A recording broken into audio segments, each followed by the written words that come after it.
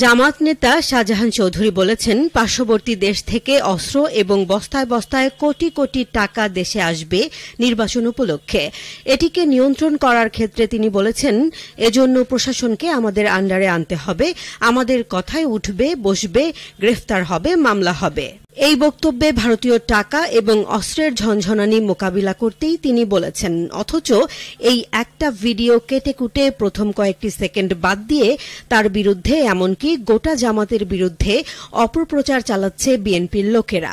Australia থেকে জামাই ফাহাম আব্দুস সালামও বিশাল একটা নীতিবাক্য ছেড়েছেন।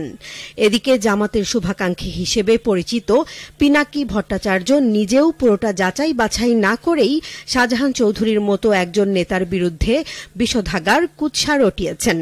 শাহজাহান চৌধুরী বীর, চট্টলার গণমানুষের নেতা। তাকে বলা হয় চট্টগ্রামের সিংহ পুরুষ। অল্প বয়সেই রাজনীতিতে হাতেখড়ি তার। মাত্র ৩৪ বছর বয়সেই হয়েছেন প্রথমবারের মতো এমপি। লোহাগাড়া সাতকানিয়ায় জামাতের যে জয় জয়কার, তার পেছনে মূল ভূমিকাই এই চৌধুরী সাহেব। ২০০৮ সালের নির্বাচনে বিএনপি জামাত জোটের ভরাডুবির ভেতরেও জামাত যে দুটি আসন পেয়েছিল সারা দেশে, তার মধ্যে একটি এই শাহজাহান চৌধুরীর সাতকানিয়া লোহাগাড়া। মজলুম এই জননেতার ৭০ বছরের জীবনে ৯ বছর কেটেছে অন্ধকার কারাগারে। শাহজাহান চৌধুরী বাহিরে থাকা মানেই চট্টগ্রাম শেখ হাসিনার নিয়ন্ত্রণের বাইরে থাকা। আওয়ামী লীগের নওফেল এবং নাসির মিলেও এই শাহজাহান চৌধুরীকে সামলানো ছিল অসাধ্যের ব্যাপার। এখন চট্টগ্রামের এই আসনে বিএনপির সব নেতা আসলেও শাহজাহান চৌধুরীর সাথে জিততে পারবে না।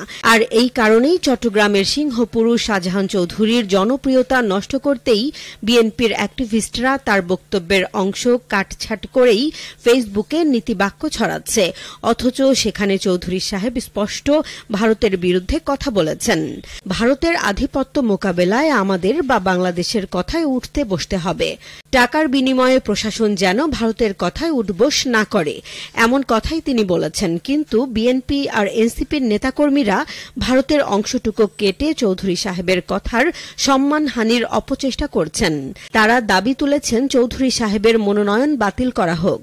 এটা তো অজানা নয় যে প্রশাসন নিরপেক্ষ না হলে নির্বাচন সুষ্ঠু হবে না। ভারতে বসে লীগের লোকেরা নির্বাচন বানচালের ষড়যন্ত্র করছে।